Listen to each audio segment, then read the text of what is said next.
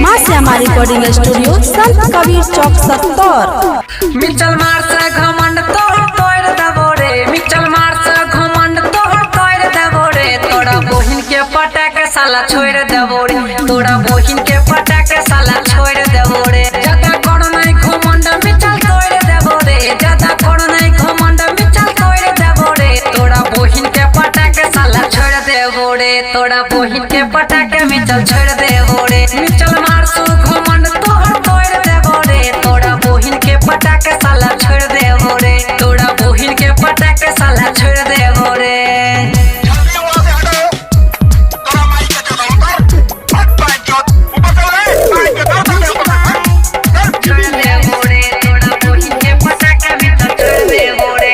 भारत माता के छियै हमर शान रे, छियै हमर शान, छियै हमर शान रे, ओकरा रे सरवा कैले अपमान रे, कैले अपमान रो कैले अपमान रे। भारत माता के छियै हमर शान रे, ओकरा रे सरवा कैले अपमान रे। नेमू जेना रे निचोड़ देबो, हे रे नेमू जेना रे निचोड़ देबो, तोरा बहिन के पटाके सार छोड़ देबो, तोरा बहिन के पटाके सरवा छोड़ देबो। मिचल मार सो घमंड तोहर तोड़ देबो, तोरा बहिन के पटाके सार छोड़ देबो। हे रे